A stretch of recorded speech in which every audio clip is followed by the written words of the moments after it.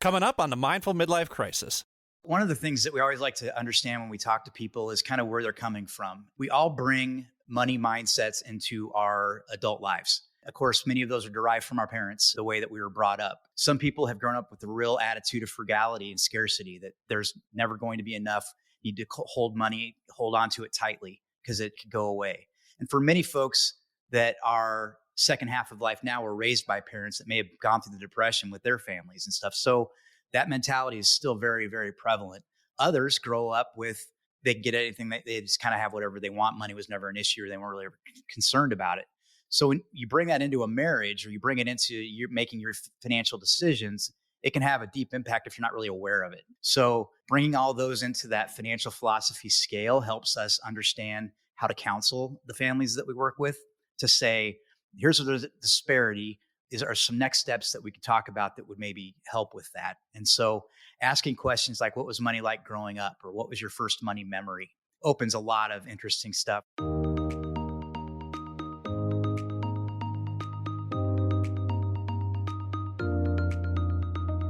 Welcome to the Mindful Midlife Crisis, a podcast for people navigating the complexities and possibilities of life's second half. I'm your host, Billy Lahr, an educator, personal trainer, meditation teacher, and overthinker who talks to experts who specialize in social and emotional learning, mindfulness, physical and emotional wellness, cultural awareness, finances, communication, relationships, dating, and parenting, all in an effort to help us better reflect, learn, and grow so we can live a more purpose-filled life. Take a deep breath, embrace the present, and journey with me through the Mindful Midlife Crisis.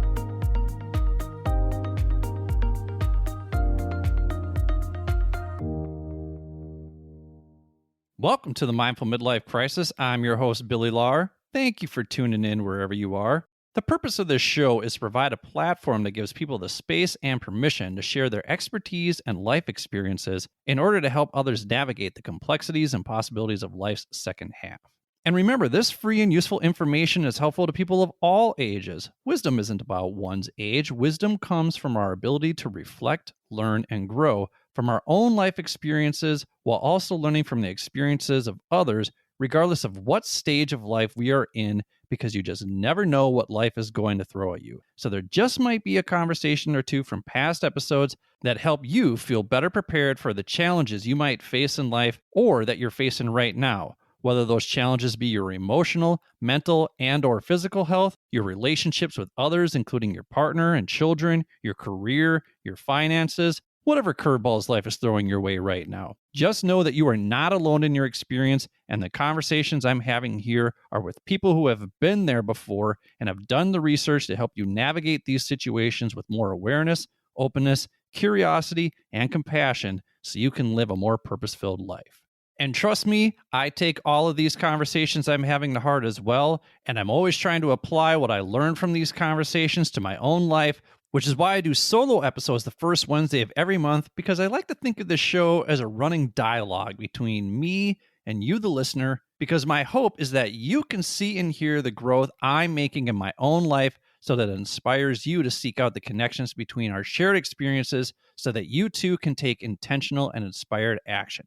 So, if you're looking for some ways to help you better navigate whatever you've got going on in your life from someone who's been through it before, check out some of the other episodes at www.mindfulmidlifecrisis.com or wherever you get your podcasts. This week's episode focuses on finances and empty nesters, which we really haven't discussed yet on this show. So sit back and enjoy this conversation with today's guest.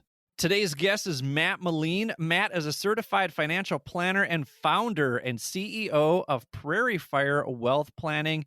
He is here today to talk about his book, Empty Nest, Full Pockets, which focuses on life-centered planning and helping families through transition, particularly from full to empty nest. I'm excited to have Matt here because this is a topic that I've wanted to explore. So welcome to the show, Matt Meline.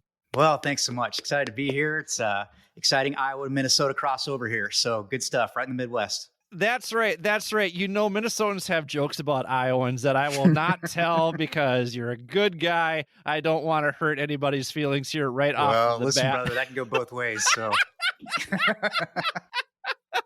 Here's the thing, Matt, I got to tell you, I'm really looking forward to this episode because we haven't had a financial planner on it. And I think that that is something that we as a show have missed out on, is having someone to talk about money sense, particularly for midlifers. But just reading through your book, you would think reading a book about finance isn't going to be very entertaining. The book is hilarious. There are so many times when I laughed out loud. And then when I got to your 10 roles, there were parts where I laughed out loud too. So I just really feel like this is going to be an entertaining conversation. So let's look at those 10 roles. What are 10 roles that you play in your life? Yep. So husband, father, brother, 4 kids, and been married for 15 years. Golf buddy, U2 fan, bourbon lover. And I was going to put bourbon/cigar lover, but I didn't know how many vices I should put in my top 10. So I thought I better keep that minimalistic. Author, financial confidant, business owner, and fitness chump. As a bourbon and cigar lover, do you have a bourbon and cigar room, and do you have the smoking jacket and everything? Well, I'm only allowed to smoke outside, so I do need a jacket from time to time, especially here in Iowa.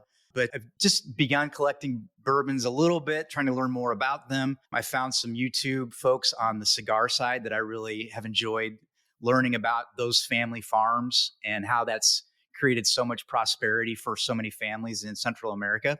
It's just a really interesting culture behind both scenes. While I don't partake very frequently because those two things aren't really good for you, I do now and then do enjoy that. Bourbon has popped up on the show multiple times now. Our good friend Matt Hazard talked about going down to Kentucky and going to like a bourbon fest or something like that.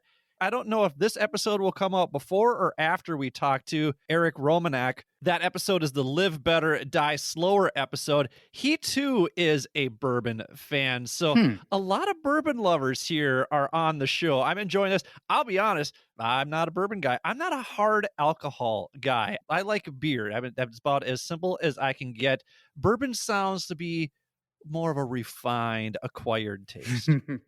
Perhaps they say most alcohol is actually acquired. So that could very well be the case. But as you kind of develop the different senses and notes, and the big thing with all of those things is hearing this. I love the stories. I love the stories of how they came into being, the families that have created them, how you've got 4 generations, 5 generations of folks that have been part of that, or even like Sammy Hagar that does his own tequila. It's just fun to hear what's going on behind the scenes versus just grabbing something off the shelf and hoping for the best.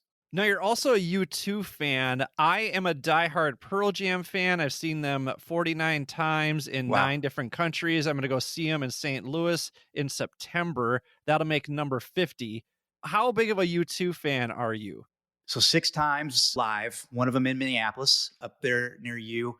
The original Joshua Tree tour in Iowa City when I was still in college, so that was 1987, was just something I'll never forget because that was kind of when they were just beginning to become something really special. And then now with the advent of U2X radio and hearing, again, lots of stories behind the songs, it just brings that whole family sense. But I just respect their creativity, the bond they've created and stayed together, which I think is incredibly difficult for bandmates, it sounds like, over the years. And so it's a great story. It's caused me to be somewhat fascinated with Irish culture. So I'm looking forward to making a trip to Ireland here soon with my wife, hopefully. And all of it combined, I've just been a huge fan and feel I've had as many in-depth spiritual experiences at U2 concerts that I ever have in a church. So I stand by that.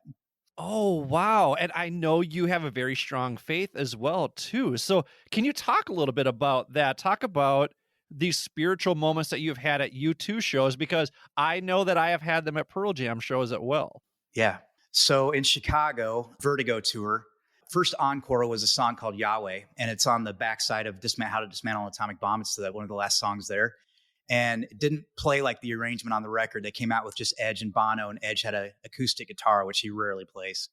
And so he was just walking out and they sang this, and it just talks about take these shoes, take this heart, take this man, take this life. And it was just a incredibly spiritual moment. It really was. And we were close, which makes a concert so much better when you're near the band. And so it's just something that I've always remembered. And I got home and I worked with my kids and we created a Yahweh mural that I put up above my office area. And we did that together, and something that we still talk about, but it had a deep impact on me. And then we can talk about later when I went through Prairie Fire and all that spiritual deconstruction, U2 was definitely a part of that for me.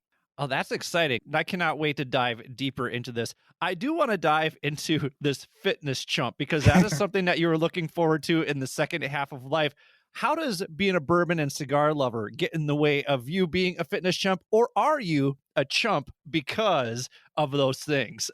I consider myself a fitness chump because I'm all over the place, man. I try these different workouts, these different ways to do this. I'll read something and make my whole family clean the cupboards out and start over with some other new thing that we're going to do. And I did triathlons for a while. And so I was really focused on body science and how all that works. And then when I kept getting hurt and stuff, I kind of moved on from that and have done tennis and lots of different things throughout life. But it characterized it as a chump because I can't seem to stick with one thing long enough to actually have it make a great impact. But I think the fact that I've tried so many things actually keeps me active. So as long as there's stuff out there to try and there's $14 courses on YouTube, I'll be the one buying them. So, but it sounds like golf sticks because you are looking forward to being a golf buddy in the second half of life. Absolutely. Yeah. So part of our empty nest process was downsizing a little bit, and we did move to a golf course. And so I was able to make a ton of friends. We have a huge community now of folks that live out there that I golf with frequently. And so our text group name is Bushwood, from Caddyshack, the Bushwood group. And so none of those text messages would be allowed on your podcast, man. It's just a crazy group of guys, but we've gotten really close and developed a whole network with them, with our wives too and stuff. And so being a golf buddy, doing golf trips, making golf just a real collegial thing has been a great empty nest activity. Excellent. And you're here to talk about empty nesters, and you have this book, Empty Nest Full Pockets, and you're looking forward to being an author in the second half of life as well. So what was the writing process like for you for this recent book, and what do you have in the works? So it was, for years, I, like many folks, would write down, boy, I'd really like to write a book. And I just don't think I had whatever inspiration or a topic enough that would make sense. I spent early in my career working for big banks, big institutions. And so trying to do creative work was difficult to get through all the meanderings of those approvals. When I started Prairie Fire 3 years ago, the kids were just beginning to really leave the nest to where they were all gone. And I realized in taking them through that process how much I had learned about myself, my wife, my kids, the college process, the financial lack of transparency that there is in the education world, and just felt like that would make some sense to write about. And that then got me thinking too about the dual path of becoming an empty nester, because we all get ready for our kids. We spend our whole life parenting them, doing the hard work of getting them ready for life. And it's good work. It's important work. But we forget we're going to have a whole life to live now, the second half of life, that isn't going to be involved with driving them to soccer practice. So what are we going to do, man? Where are we going to spend our time? What matters to us now, defining those values? And so I decided to talk a lot about that. And it just kind of came together. I had a book coach and a team with a company called Book Launchers that helped me self-publish it. And so it took me about a year, honestly, to get it all written and put together. And it's a big project, but something I'm really proud of.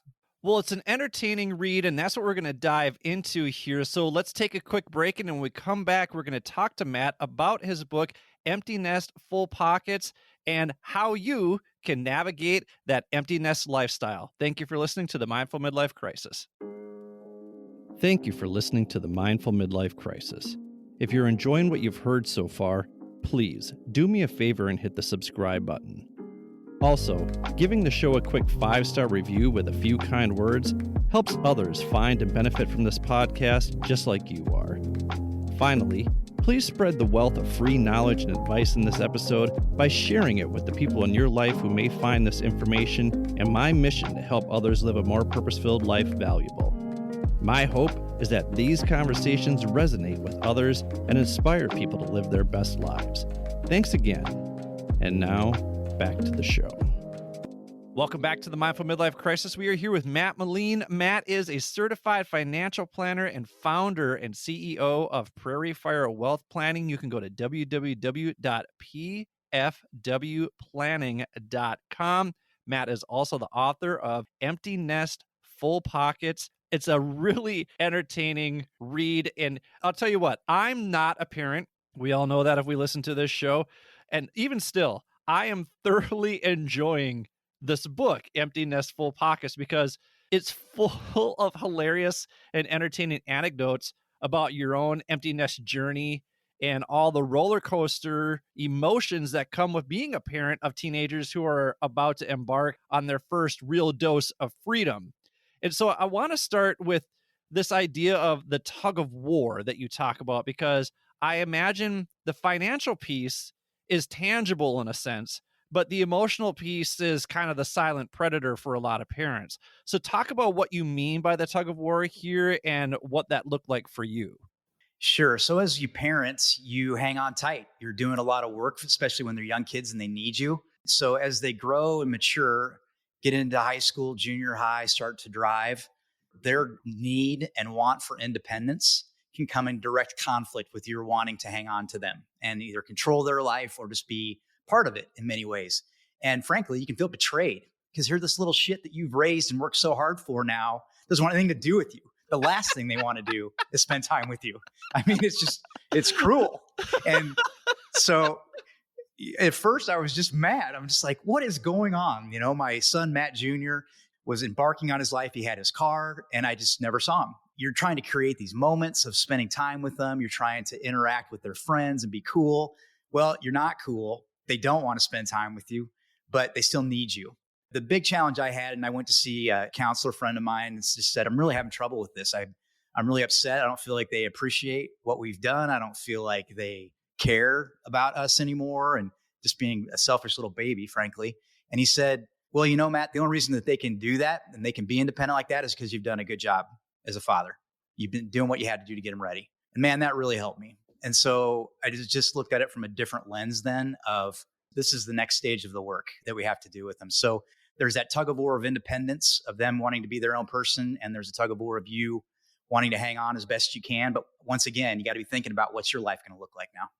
So, what does your life look like now that you're an empty nester? At first, and I talk in the book about the first Friday, you have this first Friday where the kid's gone and you're like, what the hell am I going to do? You know, I'm used to staying up till midnight, making sure they make curfew, arranging travel and transportation. And so anyway, that first Friday, you kind of look at your wife and you're like, what now? We decided just to get busy and to start living the best life that we could. And so we developed a great friend group. Like I mentioned, we've been doing trips. We've, tried things out like cooking classes and wine tastings and try to diversify our experiences a little bit. But I'll be honest, Billy, it's been one of the funnest periods of my life. I mean, I look back to college and that was really fun. And I think it's really fun because you're not really worried about much. You're just kind of doing life. Well, now besides focusing on the business and all that, we have just a lot of time that we can just have fun, try new things, make new friends. Adventure is a huge part of the second half of life. So always looking for ways that we can gather new experiences. And then, of course, starting the business once the kids start to leave was a big step for us, too, as empty nesters. To my wife here works here with me as my operations manager. So we launched this together after many years at a large institution. So that was a big empty nest leap as well. So is that how you combat manufacturing worry? Because your kids are off in college. Is it hard not to worry about, oh my gosh, what are they doing because I don't have them under my roof right now? Or how did you let that go? It's just different. When they're coming home on a Friday night, you feel responsible for making sure that happens. When they're off on their own, you hope that they're getting home safely, but there's nothing you can really do depending on where they're going to school and all those dynamics. But my kids were 2 hours away. There, it's just developing a communication plan that makes you feel comfortable that you're part of their life, ways that you can, with these cell phones now, there's so many ways to interact with your kids that weren't available when we were younger. So yeah, I think having that communication plan, but you do develop over those weeks a bit of a letting go process that, all right, this is gone. And maybe that's okay. Maybe it's okay that that's gone and that they've moved on to this and are doing that I don't have to stay up on Friday night and worry for every microcosm, but it's a process. It doesn't happen overnight. It feels like you've really been able to make that transition smoothly into being an empty nester. You talk about in the book the emotional decisions around money mindset. So where does one's money mindset begin, and how do you help future empty nesters avoid pitfalls based on their money mindset? I know you've got this financial philosophy scale that you use, and it's in the book. As someone who likes charts and graphs, I fell in love with this immediately. So can you talk about how you use that in order to help people avoid those pitfalls? Sure. So, one of the things that we always like to understand when we talk to people is kind of where they're coming from. We all bring money mindsets into our adult lives. And of course, many of those are derived from our parents, the way that we were brought up. Some people have grown up with a real attitude of frugality and scarcity, that there's never going to be enough. You need to hold money, hold on to it tightly because it could go away. And for many folks that are second half of life now were raised by parents that may have gone through the depression with their families and stuff. So that mentality is still very, very prevalent. Others grow up with they can get anything, they just kind of have whatever they want. Money was never an issue, or they weren't really ever concerned about it. So when you bring that into a marriage, or you bring it into you making your financial decisions, it can have a deep impact if you're not really aware of it. And what I find with some families is that one's got a very strong opinion about the stock market. It scares me. I want no part of it. Others are, we should be doing everything for our kids, paying for all of their college, whether they want to go to Harvard or local community college. Others are, we should save more money or we should save less. Others, we should give more money or we should give less. So bringing all those into that financial philosophy scale helps us understand how to counsel the families that we work with to say, here's where the disparity is, are some next steps that we could talk about that would maybe help with that. And so asking questions like, what was money like growing up? Or what was your first money memory?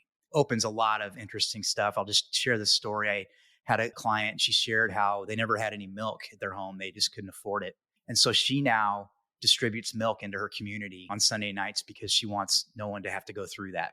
So that's taking a money mindset and paying it forward in a very mindful, proactive way. And those are the kind of conversations we love to have. We don't like just to focus on the surface. Your investment return was 9%. We really want to understand what's making the family tick so they can live their best life now, no matter where they're at.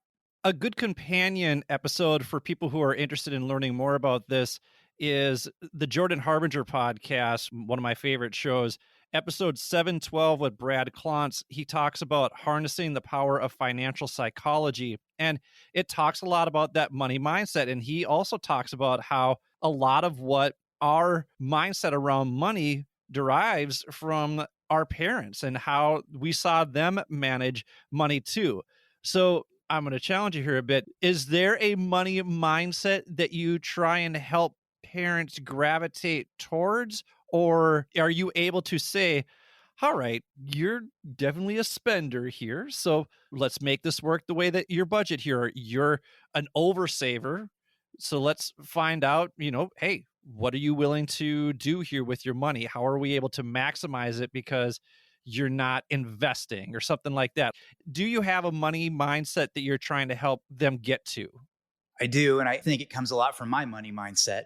And I would love and try to point in many ways as I can to folks that the universe is a good place and full of abundance. And so, how can we get a hold of that? For those that are incredibly frugal, I try to do all that I can to show that there's safety behind their plan, that we've got cushions and things that can happen and everything's going to be still okay. For overspenders, this and that, we just say, sure, you can do this, but you're going to have to give up this in exchange. So helping them understand some of the trade-offs. In many cases, it's time is your trade-off. If you hadn't saved any money, Billy, you probably couldn't go to Korea. But you want to go to Korea, and so you saved money, and now you can do that. But if you hadn't, that would be one thing that you'd have to give up. So it's about that freedom to do exactly what you're doing. So if you want the freedom to say, I want to be done full-time working at 60, fine. In the next 5 years, we'll have to give up these things to make that happen, but we can in some sort of format. It's bringing those dreams forward a little bit to, all right, you can do it. It's going to require this.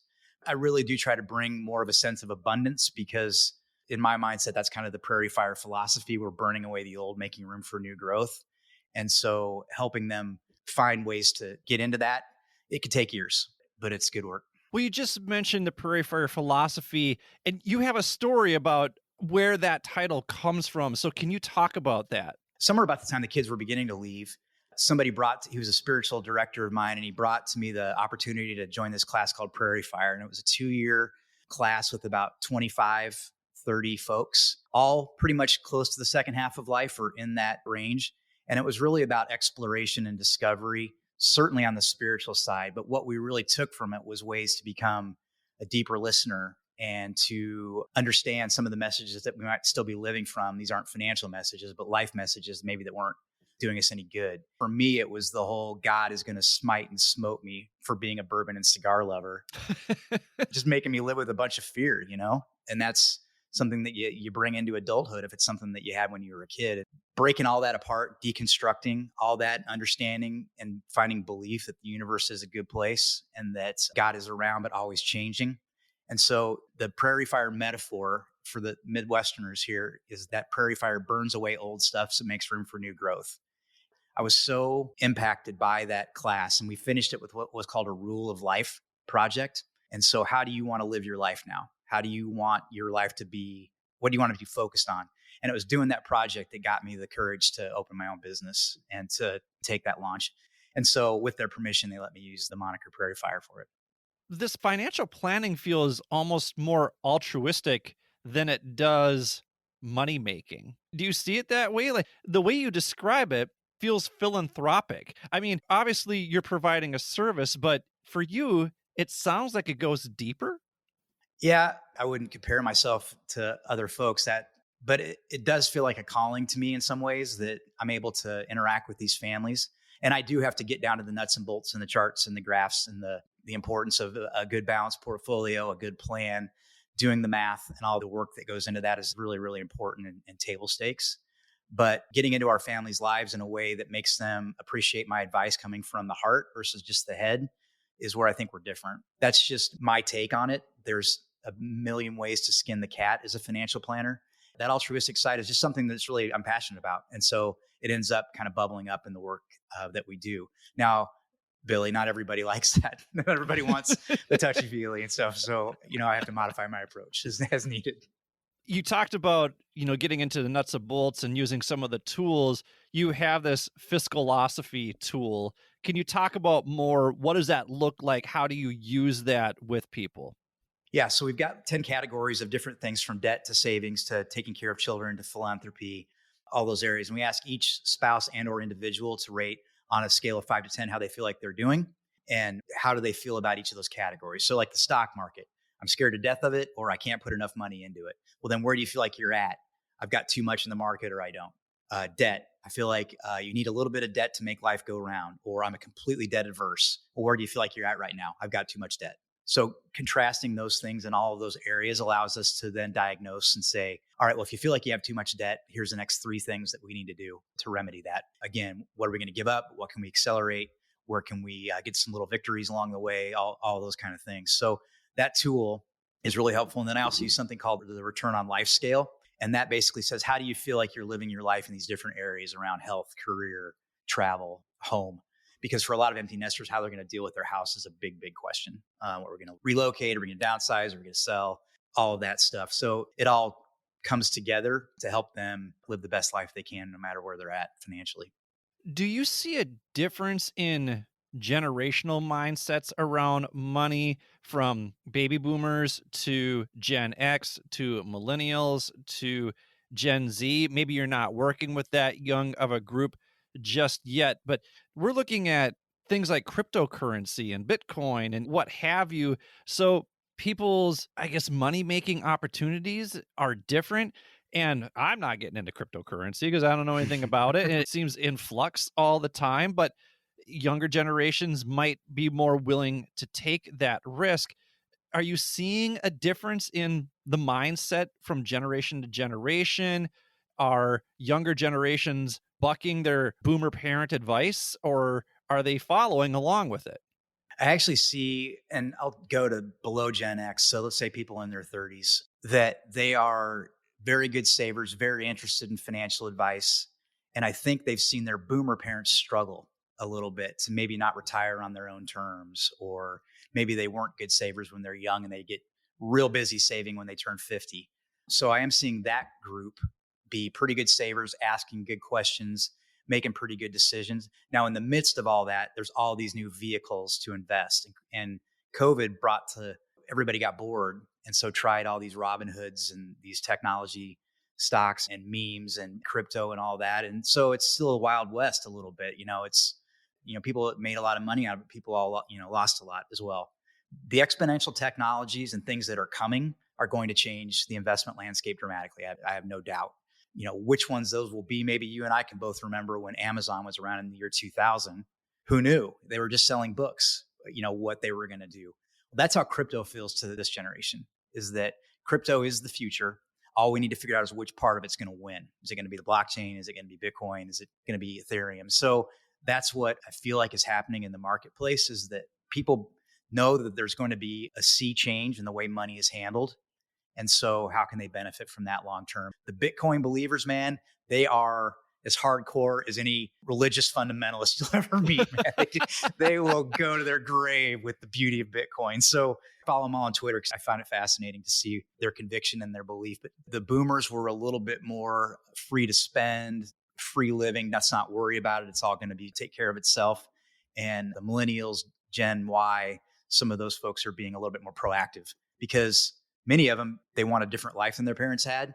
And there's these movements of retiring very, very early. And so they know they have to save to make that happen. When we talk about money mindset generationally, one of the best pieces of advice that my dad gave me when I first started working as a teacher was pay yourself first. So he told me, whatever your college loan is, double it so you can get that off of the books, and then put a big chunk into your 403b. In education, you have a 403b similar to 401k. And then he said, put some money into savings, and then you can spend the rest. And that really helped me out because I was in a situation where I needed to buy a new car a couple years down the road. And I've just kind of carried that mentality this whole time, which is, really why I've been able to save to travel for a year. But then I also have a good chunk of money in 3 different retirement funds too. So I'm very fortunate that he taught me about that. You have a stat in here in the book based on an ING report that 87% of teens have no idea how money works. So what is it that parents need to do in order to better prepare their teens when it comes to understanding how money works? Will never understand money if they don't have any. And so helping them source their own funds is really important through either allowance, chores at the house, or a part-time job. All of our kids worked at the local grocery store, and it was a great experience for them of understanding how money flows in, how taxes work, dealing with a bank account, getting your paycheck and screaming at FICA, whoever that might be, taking all of your money. And so those are always fun conversations explaining how all that works, but going through those paychecks and bank statements with them early on so that they can see this is how it comes in, this is how it goes out.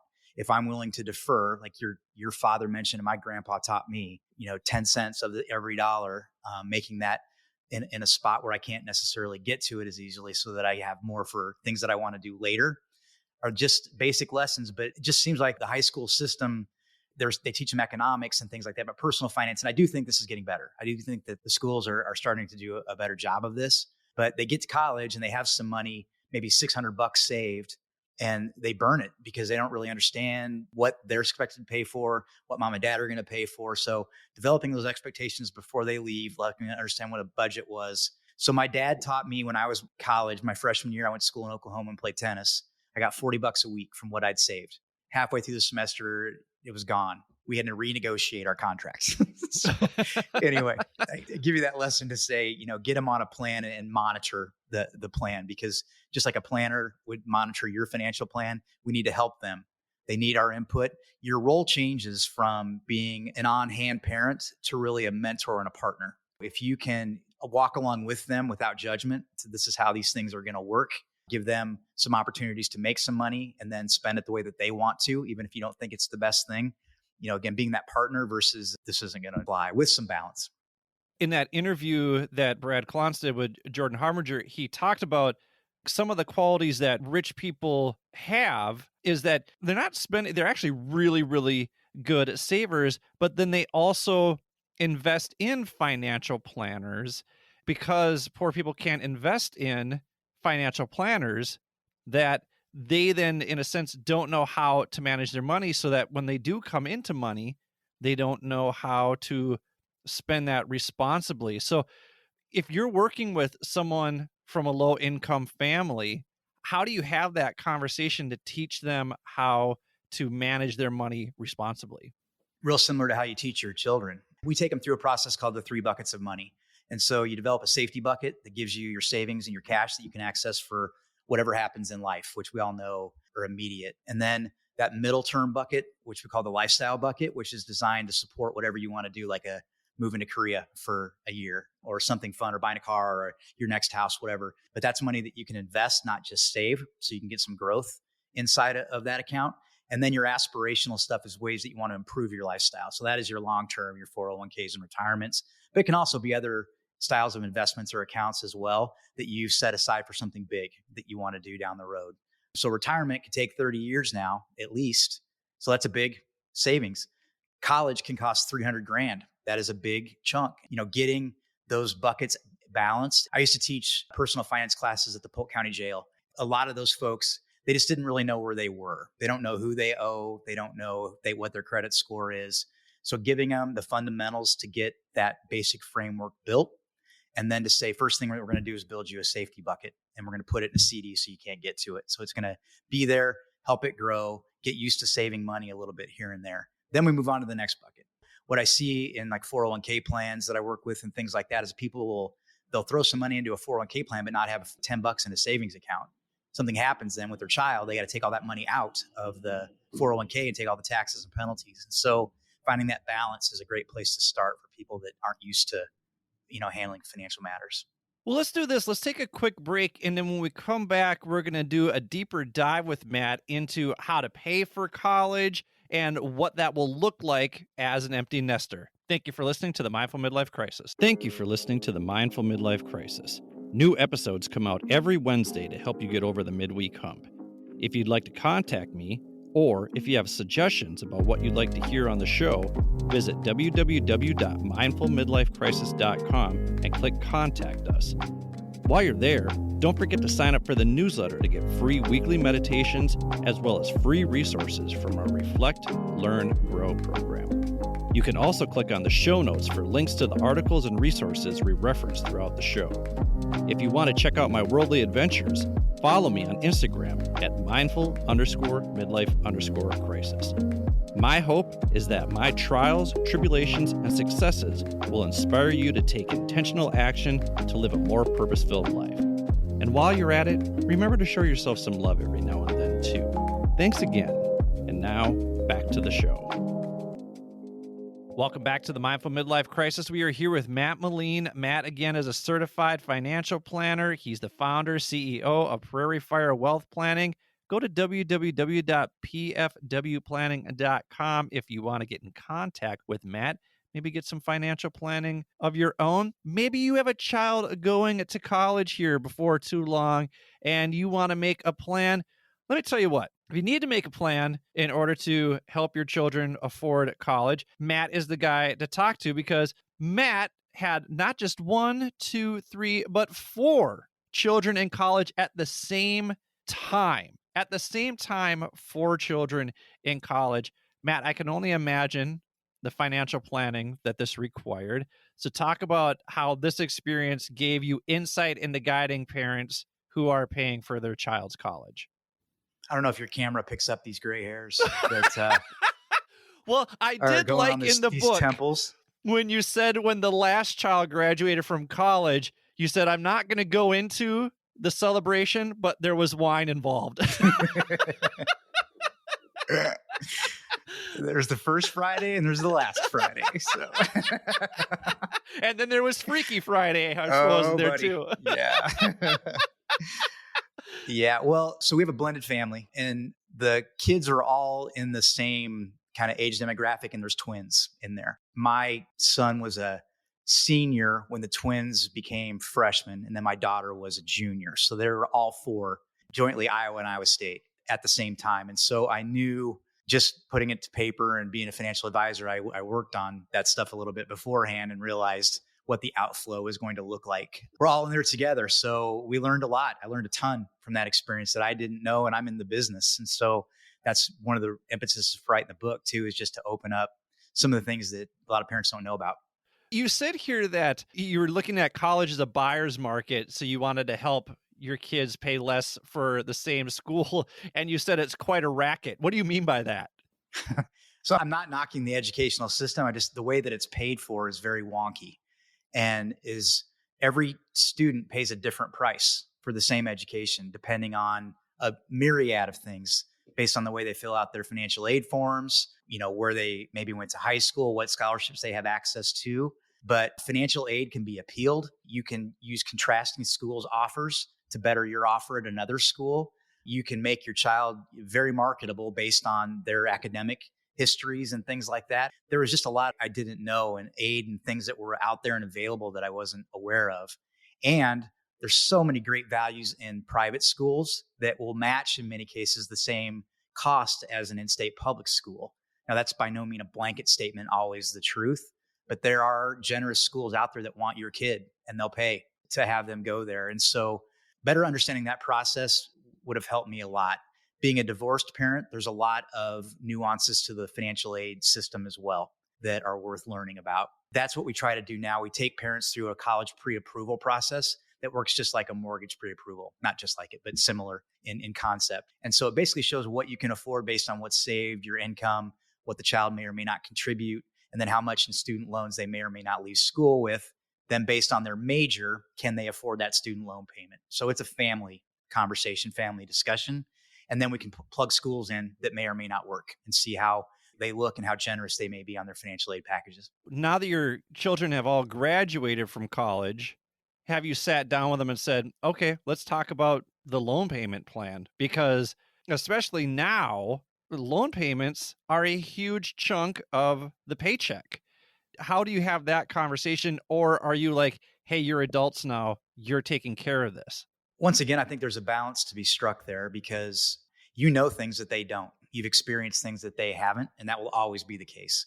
Finding ways to share that in a way that isn't going to make them resentful of that advice or feel like that you're intruding on their ability to make decisions. Some kids are super independent and they'll just figure it out on their own and they don't need your help. Other kids, so I have 4, and they are 100% different, every one of them. I mean, I gave the girls anything they wanted, but I would take blunt force trauma on the boys. So, we had to co-parent to figure that out. But back to your question on the twins went to graduate school, one's still in, and we'll have some debt then to deal with there. So what we looked at before they started is what we could expect for payments and what their profession average salary looked like. And then that then backs them into a rent number. So they're not paying too much for a place to live and or getting roommates, all the things that we all did when we got out of school to make that work. There's also loan consolidation, lots of student loan. And right now, student loans are completely in flux with the federal programs that are looking to be renegotiated or perhaps forgiven. So it's a good conversation to have to say, hey, did you know that you could do this, or offer suggestions along the way as to how this will work. But realize if you have a $2,000 rent payment in downtown Chicago and a $1,000 student loan payment, and you're making $3,100 a month, nobody's going to Starbucks, man. Load up on that ramen. That's right. So you talked about doing an analysis of one's major and how that helps pay off. Do you ever find yourself crushing people's dreams when you're having that conversation? Well, I do get dirty looks from the students, along with eye rolls, and I'm sure they're flipping me off under the table. That definitely goes on a little bit. So what we talk about is you should think about adding this as a minor, or you should get a certificate in business administration, or if you're in that profession, this is how you can monetize that. So be thinking about, otherwise it's just a hobby. Finding ways to where they can build that's what they're going to college for. Let's be honest, is to develop a career in many cases. How you're going to do that. And when they see what the average salary is for a person that comes out with that type of education, I have seen many students shift gears to add some sort of education level, double their major, change things. All 4 of my kids, except for the one who's in accounting, changed their major a couple times while they were in school. One's now going into marriage and family counseling in graduate school out in Rhode Island. She just tells a hilarious story of she went to this engineering class and started crying and got up and said, I don't know where I am or what I'm doing. Well, she got into the wrong class. It wasn't, she said she was on her phone trying to drop it in the first 2 seconds of the class starting. So anyway. Well, I mean, you have those moments in college. College is a big place, and sometimes it's not for everybody. And I like how in the book you talk about, hey, There's a 2-year option, there's a 4-year option, there's a trade school option. I am very pro community college, particularly if you don't come from an affluent family. In fact, had I decided to play college baseball after high school, my only options would have been community college because I wasn't good enough to play at a 4-year, and I had a couple community colleges say, hey, would you be interested in playing here? But my high school girlfriend was going to the University of Minnesota Duluth, and that sounded good enough to me because I was going through paralysis analysis because of all the college options out there. And if I'm being honest, had I not been dating somebody at that time, I think I would have been so overwhelmed by my college options and trying to figure out whether or not I was going to play baseball. I don't know that I would have went to college. So, Aaron, I owe you my college education. Thank you very much for that. But how do you educate parents and their children on all of the options without overwhelming them? So when we do the pre-approval, if it shows that there's a big deficit, that's when we start talking about other options. From gap years to a community school. The community schools here in Iowa, colleges in Iowa will let you do your first 2 years there and then finish at Iowa or Iowa State or UNI. And so they have a lot of options that can save a ton of money during those period of years and just taking your classes. These trade schools, we have a client whose son did a 1-year thing in Montana and got a great career coming out as a diesel mechanic type of thing. And so depends on the kid and how that's going to work. But if the pre-approval process shows a big deficit, that's when we have to start getting more creative about how that's going to be covered. And I have the exact opposite story, Billy. When I was in college, I was in Oklahoma. I transferred for a girlfriend up to the University of Northern Iowa, broke up, I think 48 hours after I got there. So I completely should have stayed in Oklahoma and played tennis like I wanted to.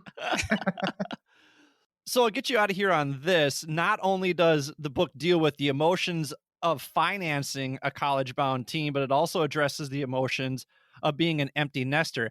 And yeah, I mean, this podcast is all about helping people navigate emotional intelligence and that sort of thing. So I do really appreciate and love that your book does this, and it does it in a very hilarious way through the anecdotes that you tell. Walk us through the conversations you have with your clients about being an empty nester, about what they should anticipate. What were some of the emotions that you and your wife had as you became empty nesters? You talked a little bit about how it was a very satisfying time in your life. Yeah, I think a lot of people come into the empty nest and they suffer from what Brad Klontz, who I'm a huge fan of, would talk about, recency bias and or comparative analysis of, wow, so-and-so is way ahead of me. Their impression of others really drives their frustration in starting a new part of life because they feel like they're behind. We do meet a lot of people and they feel like they're behind whatever curve is out there. So helping them understand that they're not. The only curve they have to worry about is theirs and how to make the most of that. But once the kids began to grow up and leave, and we had some free weekends and we were starting to make these new friends and we had some travel opportunities and just some things that we've always wanted to do. We spent extra time with our parents. I firmly believe it's been one of the most fulfilling periods of my life because you see the kids doing their life and you feel like you're part of that. We're real close and see how that all goes.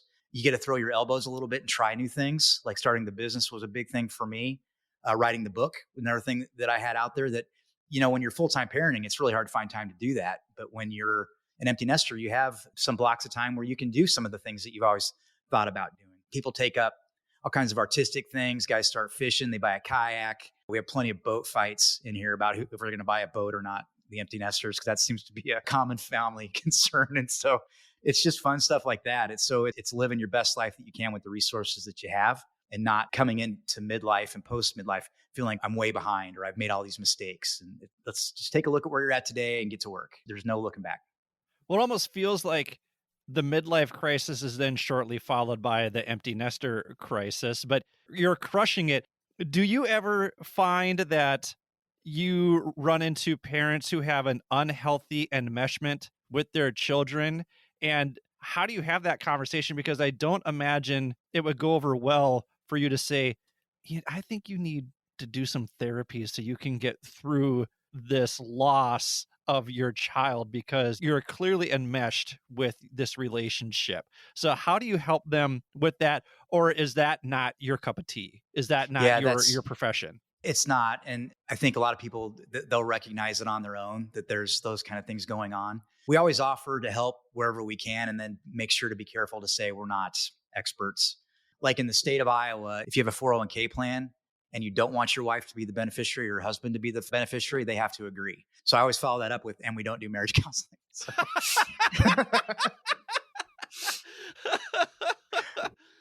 So yeah, we're here as a resource, but we also have a huge network of professional relationships that we refer people out to for things that they may need in addition. Well, it sounds like you're living your best life here, and you made a big purchase here as well. You got yourself a golf cart.